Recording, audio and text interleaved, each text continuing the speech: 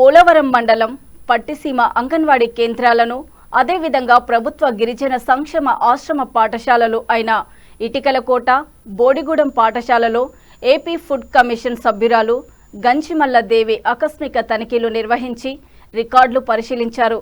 Hostel నిర్వహణపై అసహనం వ్యక్తం చేశారు. ఇటికలకోట హాస్టల్లో కాలం చెల్లిన ధనియాల పొడిని వాడటం గమనించి నిర్వాహక సిబ్బందిపై ఆగ్రహం వ్యక్తం చేశారు. క్రమం తప్పకుండా మెనూ ప్రకారం నడుచుకోవాలని అన్నారు. తదనంతరము హాస్టల్ పిల్లలతో హాస్టల్లో అందుతున్న ఆహార పదార్థాలు సక్రమంగా అందుతున్నాయా లేదా అని వారిని అడిగి తెలుసుకున్నారు. వారి వెంట సిబ్బంది తదితరులు పాల్గొన్నారు. మండలంలో ఈ ఊర్లో ఒకటే అదే నేను అడిగేది ఊరా. ఇది కిందటి నెల సిబినా? మీ పాతది ఎంత ఉంది ఏంటనేది మాకు ఎలా తెలుస్తుంది? మీ అబ్బాయి రికార్డు ఉంటుంది కదా, రికార్డు ఇవ్వండి. పోనీ ఎందుకండి రికార్డు కూడా రాయాలి కదా, మెయింటైన్ చేయాలి కదా. ఎవరు మీ అబ్బాయి? ఎవరు? ఇది ఇది ఇది మీరే కదా. స్టేట్ ఫుడ్ కమిషన్ తెలుసా మీకు? కమిషన్ వాళ్ళు వస్తారు, ఇవి చూస్తారని తెలుసు కదా. అట్లా నేను వచ్చాను ఈరోజు. ఇప్పుడు మీకు సిబి చూపించదు అందులోనే అంటున్నారు. ఎందులో చూపించదు? మిషన్లో ఇప్పుడు చూపించదు అంటున్నారు, ఓపెన్ అవ్వదు అంటున్నారు. నీకు పాతది ఇక్కడ 5.5 బస్తాలు ఉంది. ఇది ఉంది కదా, ఇది ఎలా ఉంది, ఎందుకు ఉంది? ఇప్పుడు మీకు సరిపడా వస్తారు, కార్డులకు సరిపడా బియ్యమే వస్తాయి. మీకు ఎక్స్ట్రా ఎందుకు ఉంది? వెళ్ళిపోయారు. ఇది పోనీ మిగతాది పెట్టారా మళ్ళీ ఈ నెల? అందుకని అది నాకు లెక్క కావాలి. మీకు ఎంత మిగిలింది, ఇప్పుడు మళ్ళీ ఎంత పెట్టారు నాకు లెక్క కావాలి. మనకు అక్కడ ఇష్యూ చేశాక వస్తుంది, అవునా? వాళ్ళు ఇచ్చాక వస్తుంది. మామూలుగా మీరు ఇప్పుడు ఈ నెల ఇంత తెచ్చుకున్నాం, ఇన్ని టన్నులు తెచ్చాం, ఇంత అయ్యింది, ఇంకెంత మిగిలింది అని రాస్తారు కదండి.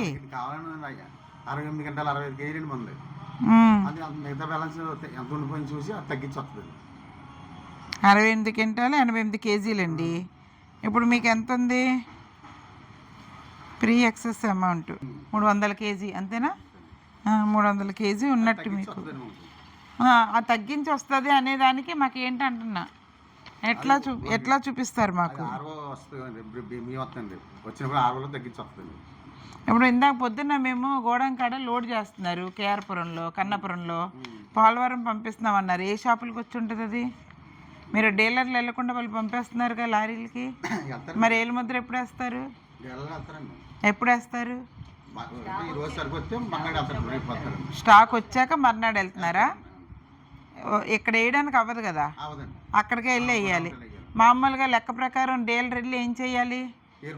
అక్కడ ఏలుముద్ర వేసుకొని స్టాక్ వేమెంట్ వేసుకొని సరిపోయిందా లేదా చూసుకొని అప్పుడు ఏలుముద్ర వేసుకొని తెచ్చుకోవాలి. మరి ముందు వాళ్ళు మీకు స్టాక్ పంపేశాక తెల్లారి వెళ్ళి ఏలుముద్ర ఏంటి? పొద్దున్న మేము వెళ్ళేసరికి డీలర్లు లేరు.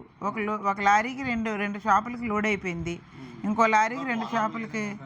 పోలవరం అని చెప్పారు మాకు. ఎవరికి వచ్చింది కనుక్కోండి. ఆంధ్రప్రదేశ్ రాష్ట్ర ఆహార కమిషన్ సభ్యురాలుగా ఉన్నాను. ఈరోజు ఆకస్మికంగా పోలవరం మండలం తనిఖీ చేయడానికి మార్నింగ్ రావడం జరిగింది. పోలవరం మండలంలో పట్టిసీమ విలేజ్లో నేను ఒక 2 అంగన్వాడీలు చూశాను.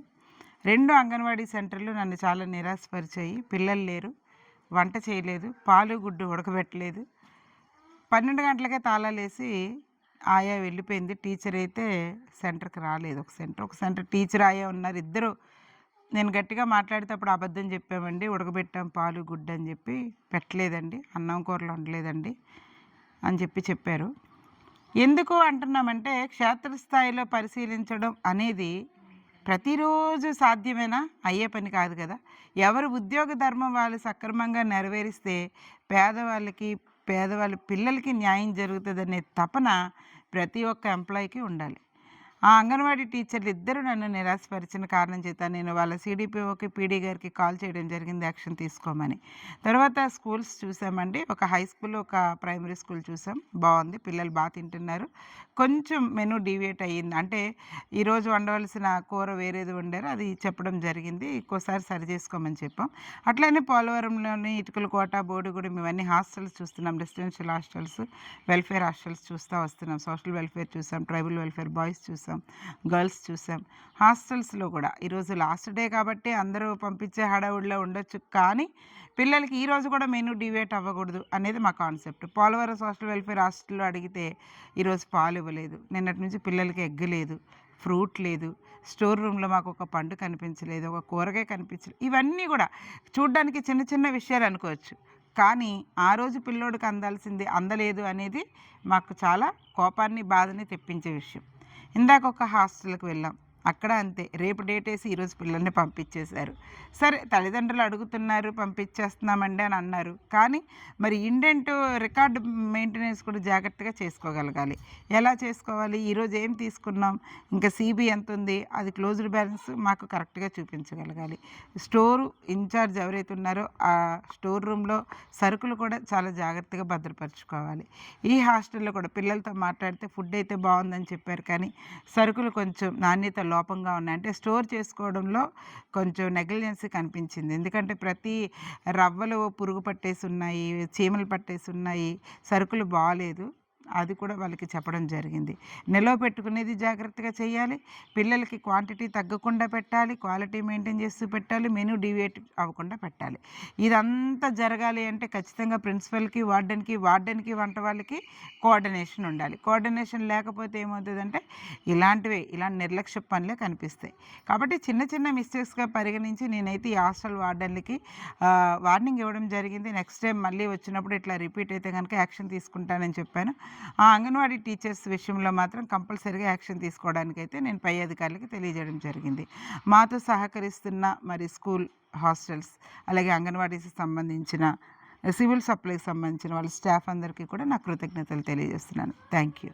భోజనాలు మెనూ ప్రకారం ఉన్నాయండి మీరు తనిఖీల్లో? భోజనాలు మెనూ ప్రకారం అదే, ఈరోజు లాస్ట్ డే అని మేము కొంచెం పలావ్ వండామండి, లేకపోతే కుర్మా వండామండి, చికెన్ వండామండి అని కొన్ని కారణాలు చెప్తున్నారు. యాక్చువల్గా ఒక 2 డేస్కి సంబంధించి కంపల్సరిగా కూరగాయలు అక్కడ ఉండాలి. రేపు మధ్యాహ్నం ఏమి వండాలి, ఏ ఆకుకూర ఉండాలి, ఆకుకూర ఈరోజు స్టోర్ రూమ్లో ఉండాలి.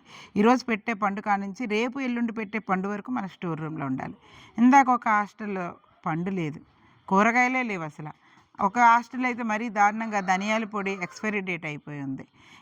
ఎందుకయ్యి ఎలాంటిది వాడావు, నీకు జీసీసీ నుంచి సరుకులు వస్తాయి కదా అంటే, ఈ పొడులు అనేవి వీళ్ళు ఓన్ పర్చేస్. చూసుకుంటే డిసెంబర్ నెలలో డేట్ అయిపోయిన పొడి తీసుకొచ్చి ఈరోజు పిల్లలకి చికెన్ కూరల్లో మసాలాకు వాడారు. ఏమన్నా అయితే కర్మకాలి ఏదన్నా జరగరాని, అందరూ బాగుంటే ఓకే, జరగరాంది ఏదన్నా జరిగి ఒక పిల్లకో పిల్లోడికో ఏదన్నా ప్రమాదం చుట్టుకుంటే ఇక్కడ స్థానికంగా ఉన్న వార్డెన్ దగ్గర నుంచి పైన ఉన్న సీఎం వరకు కూడా ఆన్సరబుల్ సమాధానం చెప్పుకోవాల్సి వస్తుంది. ఎంతో ఖర్చుతో కూడిన పని అయినప్పటికీ పిల్లలకి పెట్టే విషయంలో వెనకాడకుండా ప్రభుత్వం ముందుకొచ్చి కష్టపడి ఖర్చు పెడుతున్నప్పుడు దానిని జాగ్రత్తగా చూసుకొని ఎక్స్పైరీ డేట్లు చూడకుండా వాడేస్తే పిల్లలకి ఏమైనా జరిగితే ఇటుపక్కన ఖర్చు తప్పదు, తర్వాత ఏమైనా జరిగితే ప్రజల నుంచి వచ్చే నింద తప్పదు ప్రభుత్వానికి. కాబట్టి ప్రభుత్వానికి నింద తెప్పించే పనులు ఏ ఉద్యోగస్తులు చేస్తామన్నా ఆ నిర్లక్ష్యాన్ని మేము సహించం. పిల్లలకు పెట్టే ఫుడ్ విషయంలో మేము మెనూ డివియేట్ సహించం, అలాగే క్వాలిటీ మెయింటైన్ చేయకపోయినా మేము డీవియేషన్ సహించం, క్వాంటిటీ పెట్టకపోయినా మేము డీవియేషన్ సహించం. ఇన్ని రకాలుగా మా ఫుడ్ కమిషన్ స్టేట్ అంతా తిరుగుతూ ఉంది. అందులో భాగంగా ఆల్ ఆఫ్ సడన్ ఈరోజు పోలవరం మండలం నేను ఒక్కదాన్నే ఏ ఆఫీసర్కి చెప్పకుండా రావడం జరిగింది. Thank you.